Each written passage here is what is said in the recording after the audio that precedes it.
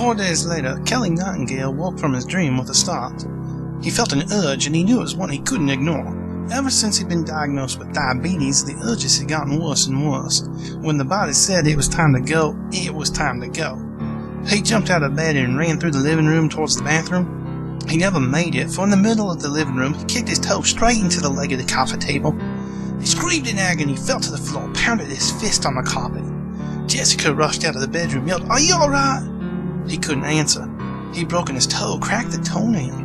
Blood dripped on his carpet, but Kelly also knew that he no longer needed to use the bathroom. Blood wasn't the only thing dripping on the carpet. He just prayed that Jessica wouldn't turn on the light and expose his shame. The prayer didn't go through. Jessie hit the lights and rushed to his side. "Oh, your foot!" she cried out, blessedly ignoring his shame. She had just a fix for his toe, and that was all that she really saw. She rushed into the bathroom, got the bottle Carla Andrews gave her just the other day. "Try this. It's Jebediah's miracle potion, and it makes the pain go away."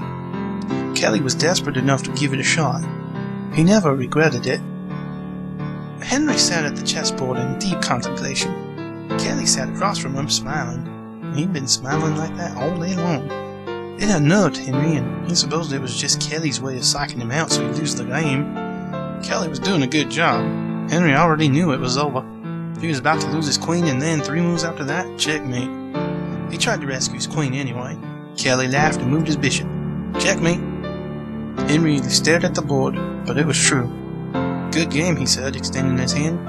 It was the first time in a month that Kelly had won, and there was something else odd about the game. Usually, Kelly was complaining about his back, his shoulders, his feet, his diabetes, you name it. But not today.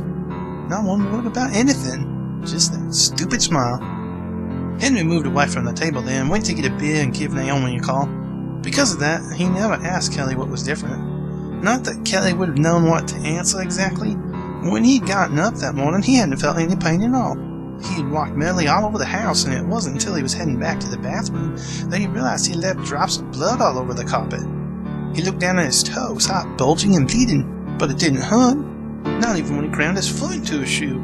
Should have hurt like the dickens, but nothing at all. Kelly wasn't one to waste good money on doctors. If it didn't hurt, it would eventually heal. So he'd gone out to play chess like before, and as the evening progressed, his foot continued to swell inside his shoe.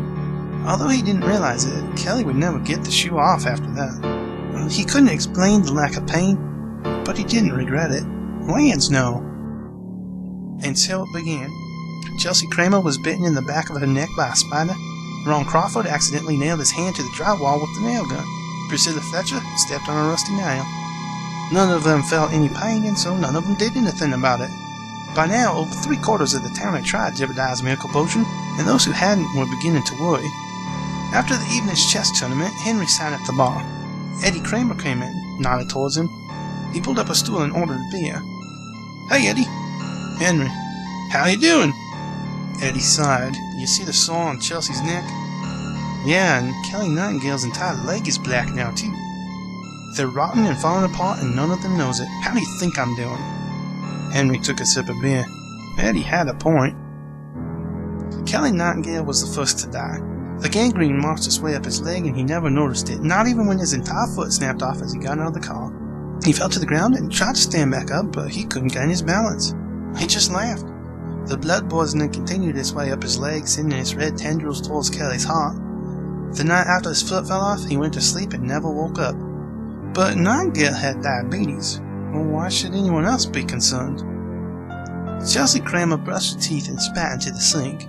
She heard Eddie fishing around for something in one of his desk drawers. She ignored the noise and continued to brush, her eyes focused on the snow outside the window. It was gonna be another stormy day. But Chelsea liked winter. It was more relaxing than summer was. You could snuggle up next to a fire, which was something that was impossible in the August heat. Fires were romantic, and she liked nothing more than to sit in front of one with her Eddie beside her. Chelsea finished her teeth. She washed her face and toweled it off.